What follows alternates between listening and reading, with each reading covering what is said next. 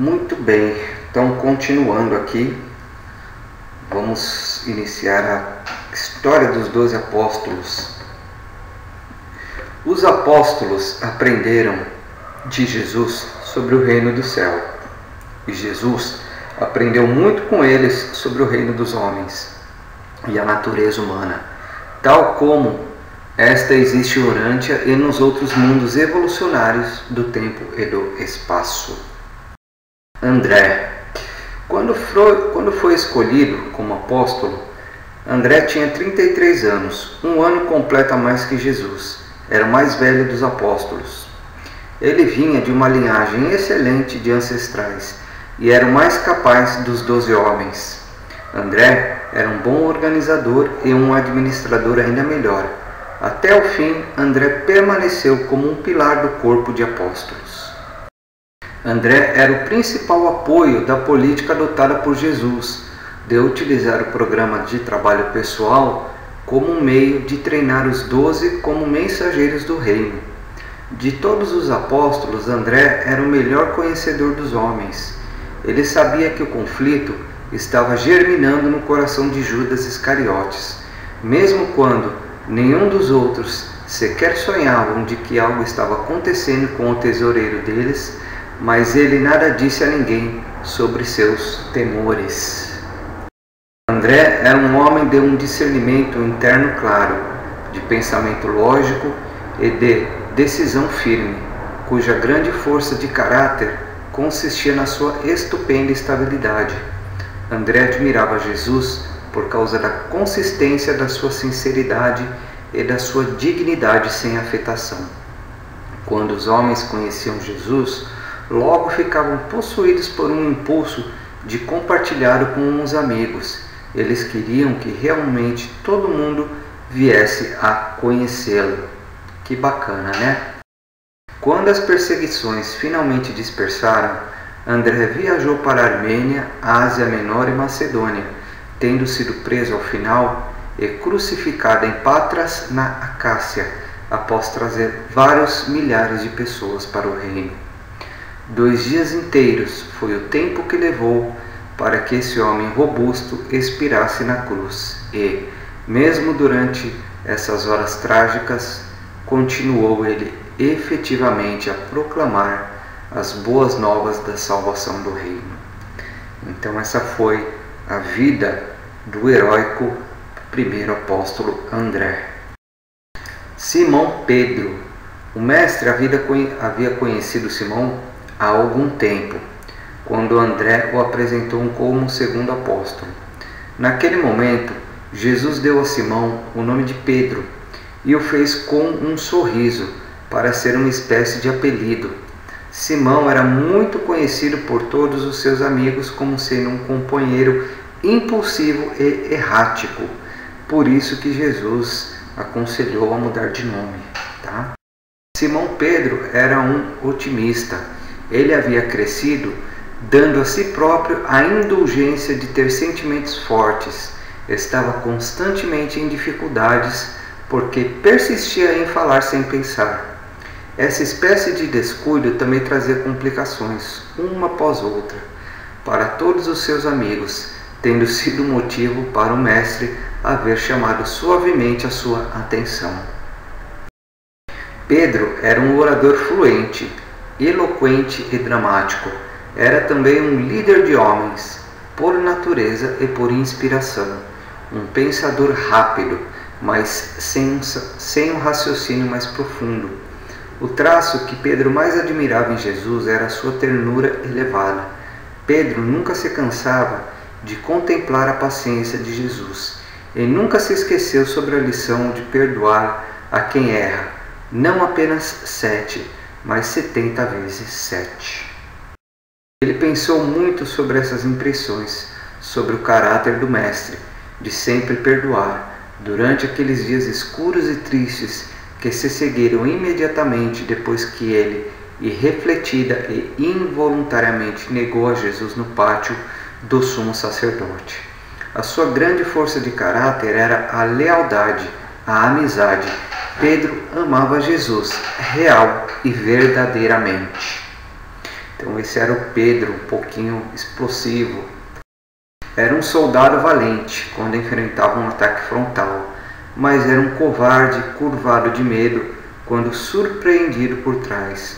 Após negar intempestivamente ao mestre, ele caiu em si e, com o apoio compassivo e sensível de André, ele tomou de volta o caminho das redes de pescaria, enquanto os apóstolos permaneciam estáticos à espera de saber o que viria depois da crucificação. Quando tudo ficou totalmente seguro de que Jesus o havia perdoado e de que tinha sido recebido ao aprisco do Mestre, o fogo do reino queimou de um modo tão brilhante dentro de sua alma que ele se tornou uma luz grande e salvadora para milhares de almas na escuridão. E assim este homem, Pedro, um íntimo de Jesus, um dos que fizeram parte do círculo interno do Mestre, partiu de Jerusalém, proclamando com poder e glória as boas novas do reino, até que a plenitude de sua ministração tivesse sido alcançada, e ele se considerou como um digno recebedor de altas honrarias, quando os seus captores informaram-lhe que ele deveria morrer como seu mestre tinha morrido, na cruz. Dessa forma, Simão Pedro fora crucificado em Roma. Tiago Zebedeu. Tiago, irmão gêmeo de João, estava com 30 anos quando se tornou apóstolo. Tinha uma disposição feroz quando adequadamente provocado, e quando a tempestade chegava ao fim, ele estava sempre habituado a desculpar-se da sua raiva sob pretexto de que era uma manifestação de justa indignação. Se bem que não fosse melancólico, Tiago podia estar quieto e taciturno em um dia, e muito falante e contador de histórias no outro. Em geral, ele falava livremente com Jesus, mas entre os 12, durante muitos dias seguidos, ele permanecia em silêncio. A sua grande fraqueza estava nesses intervalos de um silêncio. Então, o traço notável da personalidade do Tiago era a sua capacidade de ver todos os lados de uma questão. De todos os 12, era ele quem chegava o mais próximo de captar a importância e o significado real dos ensinamentos de Jesus. Tiago estava de posse de um conceito superior das mensagens de Jesus. Era capaz de entender uma gama bastante ampla da natureza humana.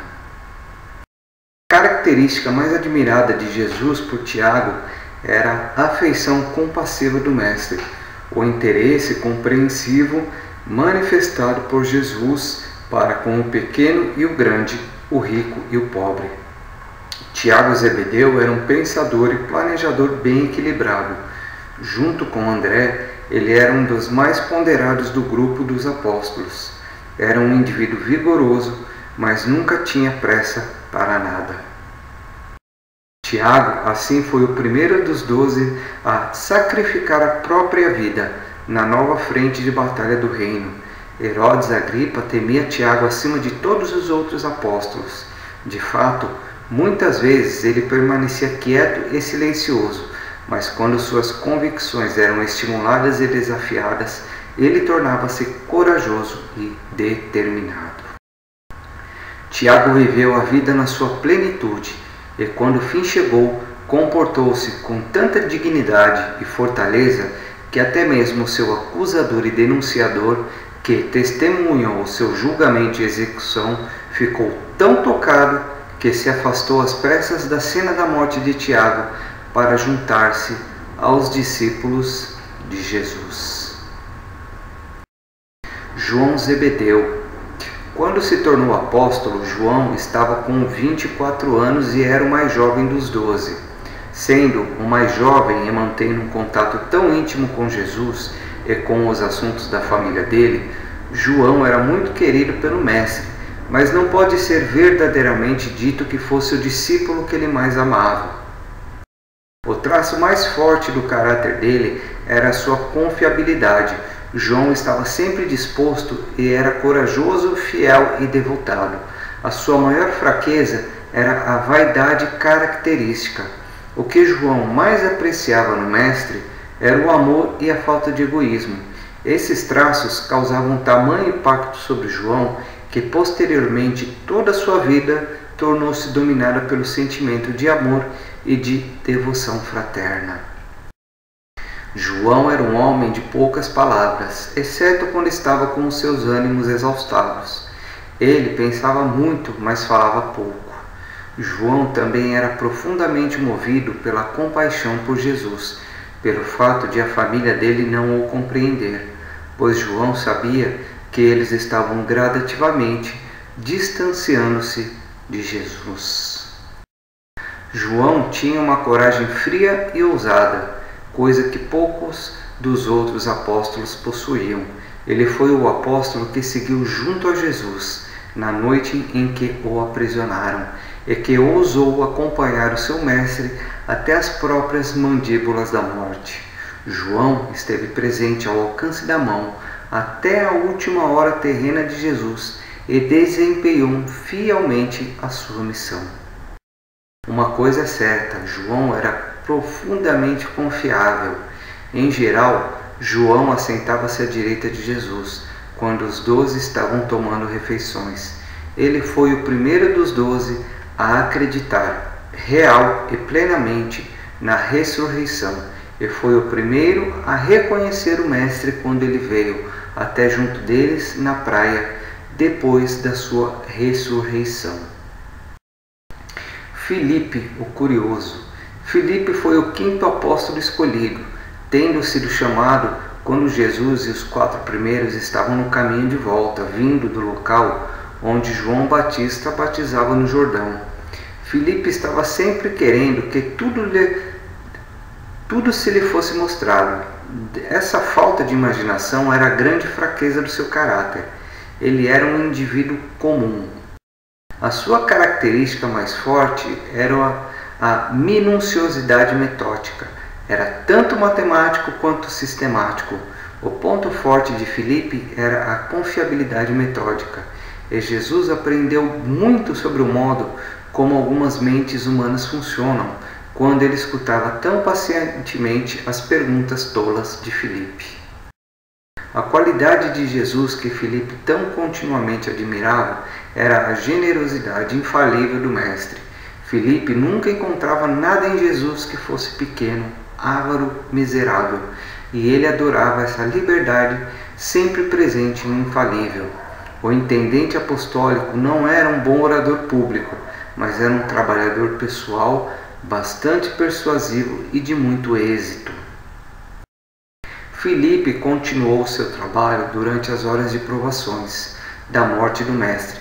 Participou da reorganização dos 12 e foi o primeiro a ir em frente no intuito de conquistar almas para o reino, fora das fileiras imediatas dos judeus, tendo tido muito êxito no seu trabalho com os samaritanos e em todos os seus trabalhos posteriores em nome do Evangelho. Foi um homem de poder no reino, conquistando almas onde quer que fosse, e foi finalmente crucificado pela sua fé e enterrado em Hierápolis. O honesto Natanael. Natanael fora escolhido pelo próprio Mestre e trazido a Jesus pelo seu amigo Filipe. Jesus não deu ele próprio nenhum apelido a Natanael, mas os 12 logo começaram a referir-se em termos que significava honestidade e sinceridade. Ele era sem artifícios. Essa era a sua grande virtude. Ele era tanto honesto quanto sincero. A fraqueza do seu caráter era o orgulho. Ele era muito orgulhoso da família, da cidade, da própria reputação e da nação.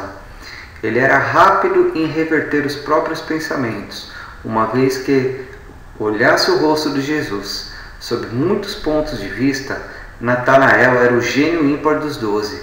Ele era o filósofo e o sonhador, mas era o tipo de sonhador prático. Alternava estações de profunda filosofia com períodos de um raro humor bufão. Quando estava com o humor certo, Natanael era provavelmente o melhor contador de histórias entre os 12. Jesus gostava muito de ouvir Natanael discorrendo sobre as coisas, tanto as sérias quanto as frívolas. Natanael foi aos poucos levando Jesus e o reino mais a sério, mas nunca encarou a si próprio com seriedade excessiva. Os apóstolos todos amavam e respeitavam Natanael, e este se dava esplendidamente com todos, exceto com Judas Iscariotes. Judas não achava que Natanael levasse o seu apostolado suficientemente a sério, e certa vez cometeu a temeridade de ir secretamente a Jesus para lançar uma queixa contra ele. E Jesus disse: Judas, toma cuidado com o que fazes. Não superestime o teu encargo. Quem entre nós é competente para julgar o nosso irmão? A vontade do Pai não é que seus filhos devam compartilhar apenas as coisas sérias da vida. Deixa-me repetir, eu vim para que os meus irmãos na carne possam ter júbilo, a alegria de uma vida de maior abundância. Vai então, Judas, e fazes bem aquilo que te tenha sido confiado, e deixa Natanael, o teu irmão, dar conta de si próprio a Deus. E a memória dessa fala de Jesus, junto com a de muitas experiências semelhantes, viveu por muito tempo no coração iludido e decepcionado de Judas Iscariotes. O dever de Natanael era o de cuidar da família dos 12.